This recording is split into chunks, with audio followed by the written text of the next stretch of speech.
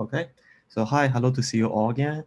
It's me again to talk about the rest part of our lab. Okay, including the HiC part and TED part. All this information we haven't touched, but will be required in the homework. Okay, let me share the screen first, and then we can start talking about some of the announcement. Okay, so first of all, I hope you guys are enjoying the first half of the homework and also the first half of the lab. If you haven't started yet, try to do it quickly because for some sections, it might take a longer time than the previous homeworks. But if you stick onto the instructions we provided, especially the ones we provided in this slides, you would probably be fine. But you just want to start it earlier. Okay. Now, the lab schedule. Last time, there's another student asking after our lab, whether are we going to have, classes this week? And I told them, we would. I was wrong. Okay, sorry. I didn't realize we have this spring break and this wellness day this week.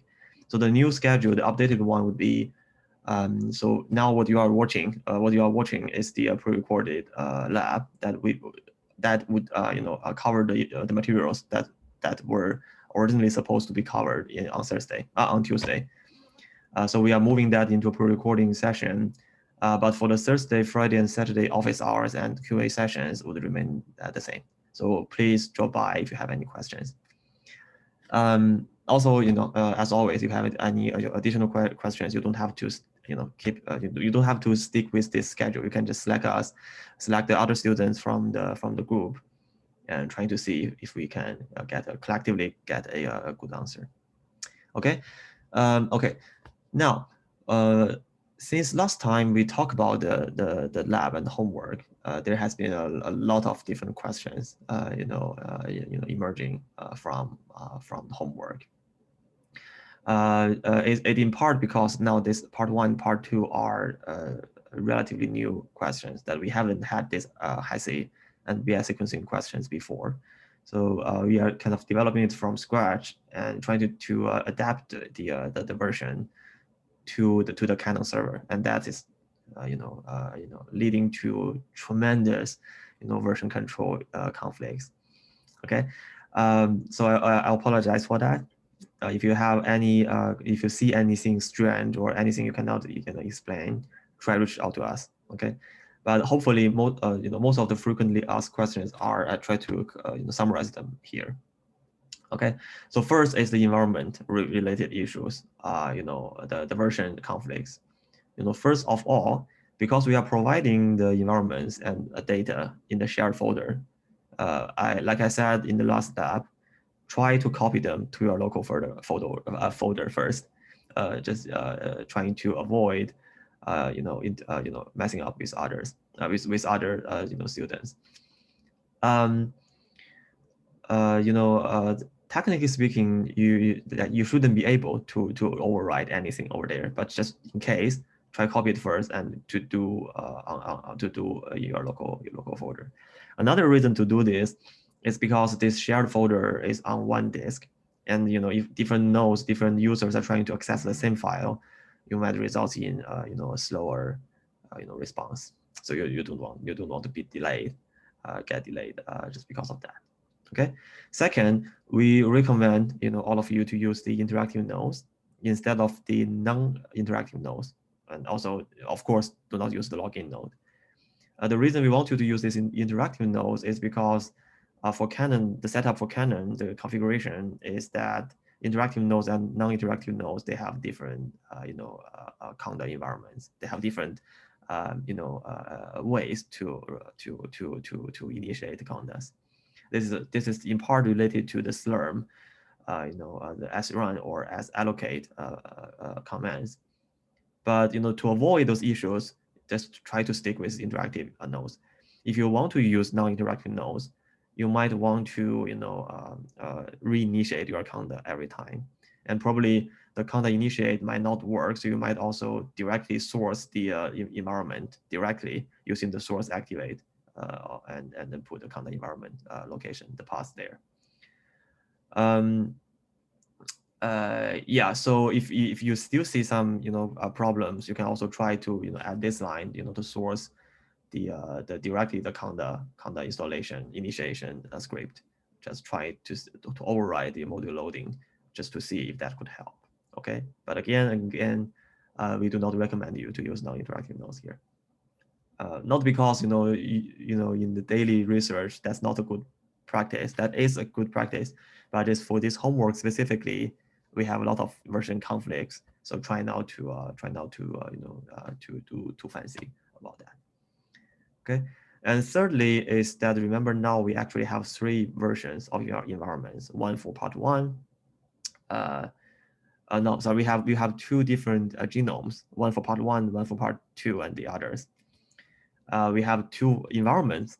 One is called Conda env 37. That is the Python 37 version, and there's a specific one called Homer environment, and that would only be needed for part 2.3. Okay, so you might need to switch between these 2 environments if you want to switch between different questions. Okay, just keep that in mind. Now, another question that is, we got a lot of feedbacks is the question part 1.1.2, where we asked the grad student to build the genome, indexes. Okay, so first of all, this genome building thing can take some time. So if you see your job has been running for half an hour and you still see that it's still running, there's no response, don't panic yet. It's supposed to take like at least say 40 minutes, 1 hour, and it can take, depending on the nodes, can take up to 3 to 4 hours. Okay, so just plan that accordingly. When you reserve a node, reserve a longer time. Not like 7 days, of course, but it's just try to put something like 4 hours or 6 hours, just to be safe. Also, second, after you build the genome, you would see a lot of printings, during the genome index building and the genome preparation. But we don't want you to copy all the logs into the homework. Now try to focus on these 2 files. One is the SE report, one is the duplication report, and reading those tags would give you all the information you need to fill in the summary table that we put originally in the slide. Okay, what we need in the homework would be just be a table like this with all the critical, the key information, including the total race, alignment, unalignment, how many CPGs do we have, how much how much of the CPGs are methylated. Okay. Also, the third point is a kind of a typo we put originally in the homework. We say we want you to copy them. We copy the files to the local machine, but instead we mean we want you to copy them to your local machine on Canon. So you want to copy it to your local home folder instead of your personal laptop.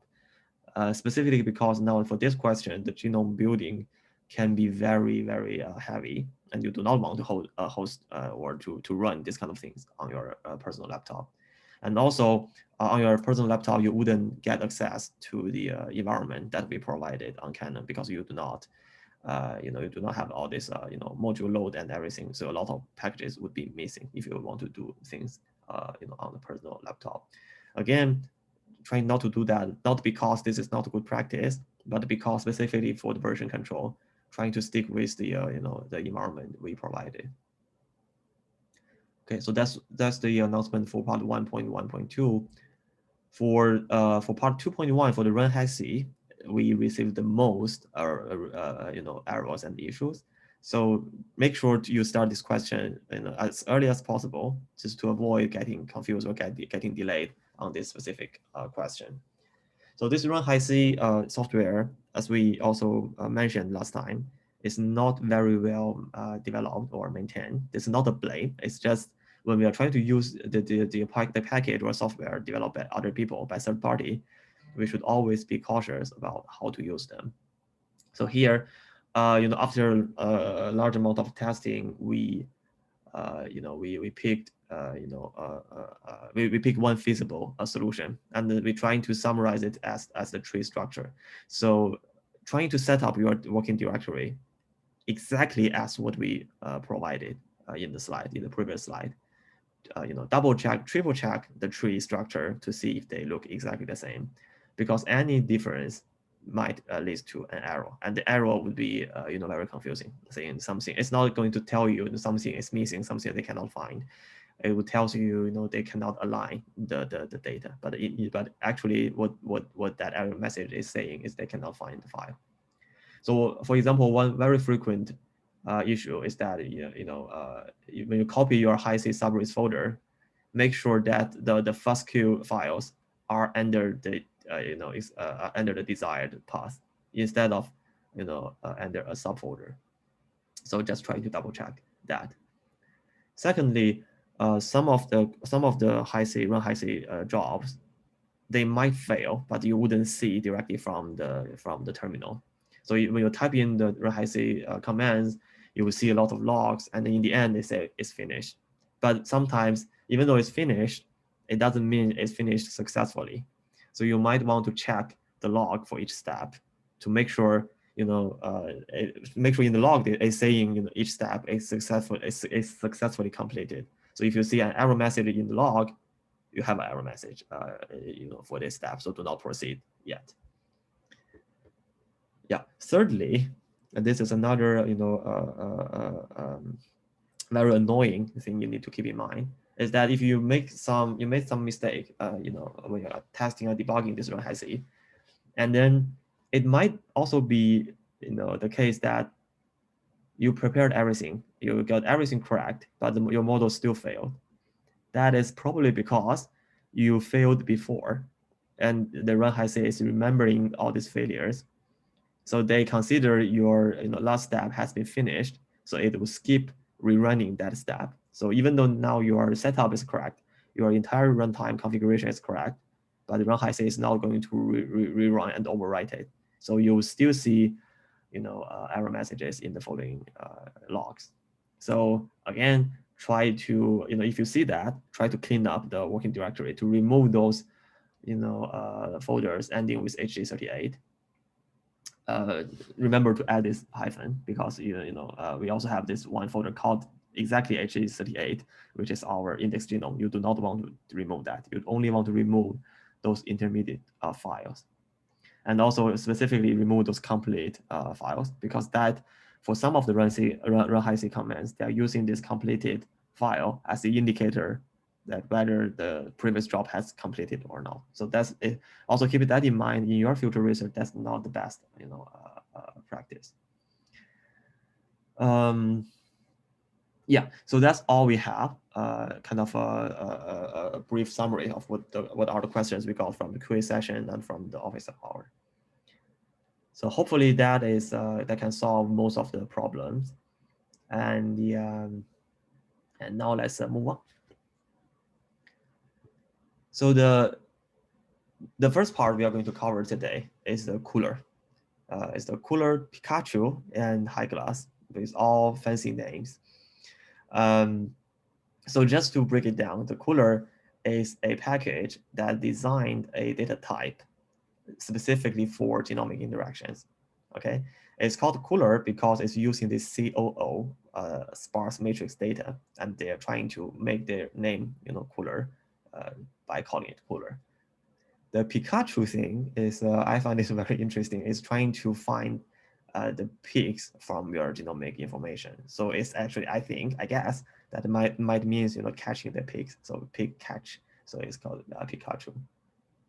The high glass is a tool that can be used to visualize your HiC interactions. You have this online portal that can be used for some of the public data. But if you want to customize your own data, you need to develop your own high glass. Not really develop, but you need to use you need to call and import this high glass locally. So what is cool files? Or what is so cool about it? Okay. So we have already played around with these so-called bad files, where you have these locations of your genomic specific genomic region, and you can have a value. In our previous case, in our previous example, this value is gene expression level. Okay, and now imagine if we are now trying to move on to looking at the genomic interactions. We would have two locations. location 1 and location 2. And you will have a value, whether that's, for example, whether that's interaction, whether that is interacting or not, or how frequently they would interact. So you have a value here. So this is what we call a bad graph file, which is like an extended version of the original bad files. It would work, but the problem of that is the genome is so large. Imagine now for this different location, you might have 20 millions, 30 billions different coordinates. Originally, it's already a very large file, but now you are taking the square of the size, so you are making your bad graph extremely large. And actually, all these interactions are relatively sparse events. If you imagine such a big matrix, only a very small proportion of it would have interaction events. So whenever you are dealing with a data that is very large but very sparse, you probably want to consider some of the sparse matrix techniques.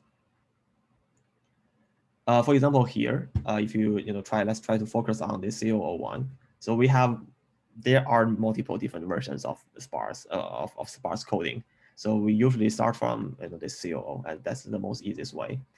So instead of saving this entire matrix, now we save the first row and the third column. We have a wait, what is the example here? Yeah, so if you look at the first column here, so the first row, the second row, or the number 1 row, and the number 1 column would have a value of 2. So we just say 1, 1, 2. So the coordinates and the value is similar to the bad file. Okay, for the 0, for the 9 here is for 0 row and 2 column, we put the value 0, or we put the value 9, sorry, excuse me. So it will be this column, right? 0 to 9. So now, as you can see, in this way, we are only saving those values that are non-zero or that are not sparse. So if you are looking at a very sparse matrix, this way would compress your data size completely. Okay, and people have been developing similar linear algebra and similar algorithms for sparse matrix. For example, if you are transposing this original matrix, that is you would need to transpose everything in the memory. But using a sparse matrix, you can just change the row column, and you just swap the row column and column the row vector and the column vector, and you would get your sparse matrix transpose. That will be one example of why do we sometimes like to use this sparse coding. Now, this COO is the most classic coordinates, sparse coding way. But sometimes we want something more. Imagine most of our matrix manipulations, operations would be by each row or by each column instead of by each element.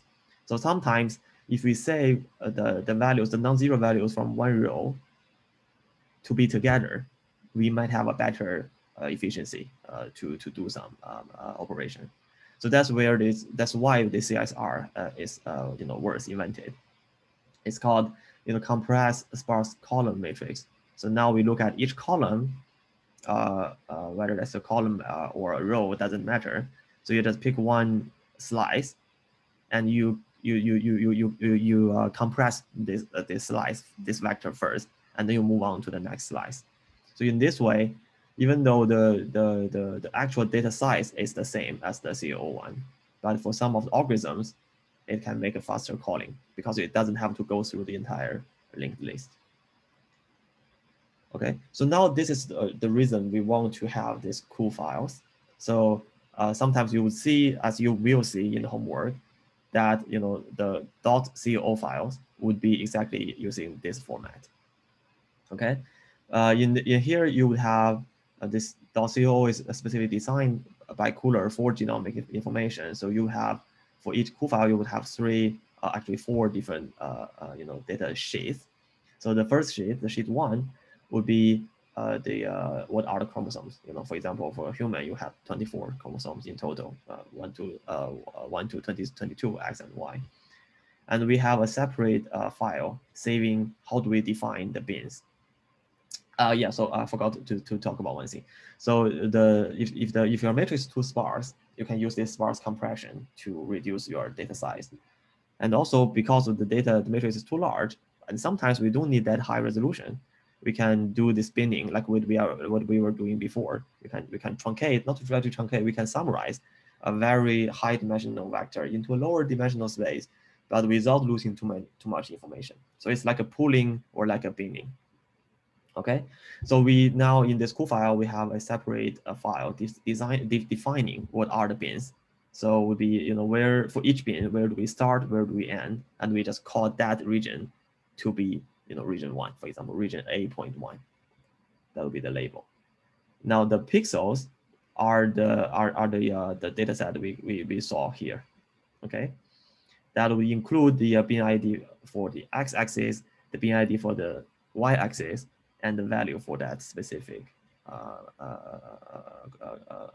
box. Okay, and the for the index one, I forgot what that means.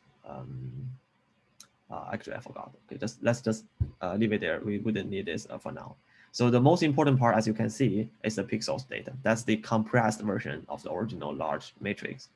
And to decode this back to the original matrix, you would need this binning information, this kind of metadata. Okay.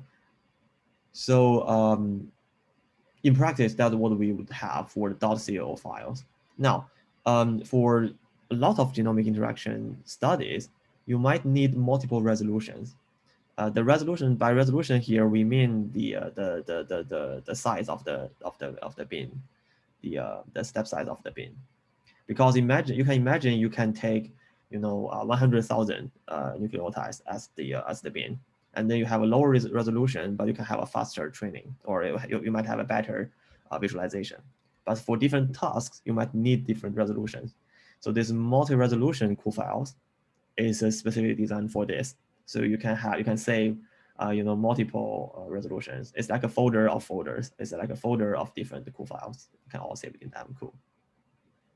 So these are the two, you know, typical file format for Hi-C and other genomic interaction modeling. Now let's move on to, you know, how to do this. Okay, so first of all, load your environment, load the cooler and everything, and now we provided you a cool file, and the let me see if I have it. 2.2 here. Yeah. So we provided you with this cool file. So now the first thing you need to do is to normalize it and to generate your multi-resolution cool file for the following up analysis. So the way we are going to do that is to save that, you know, the cool balance of the input file, and then to that will gives you a kind of rebalance or renormalized cool file, by which we mean that actually here, if you look at this data, sometimes this pixel data has not only 3 columns, but has a 4th column, or this binning metadata has a 4th column called weight. It gives you, you know, because different bins can have different lengths, and that is you know, some additional information your algorithm might want to take into consideration. So this balancing is trying to balance between different ways. And then you want to convert your Hi-C format from cool to a multi-resolution cool using this Hi-C convert format command. So it would generate automatically a series of different resolutions. If you want, you can specify which resolution you need, but you can also leave it as default, which gives you some 1,000, 5,000, 10,000, etc. Okay, so once we have that, we would move on to catch the Pikachu, catch the pig. But let me see, maybe now is a good time to take a break. Yeah, so I'll stop the recording now, so you can take a break, and just to trying to, you know, to rethink about why are we using this compressing information, and how are we saving this compressing information for genomic interaction data. Okay, I'll see you in a bit.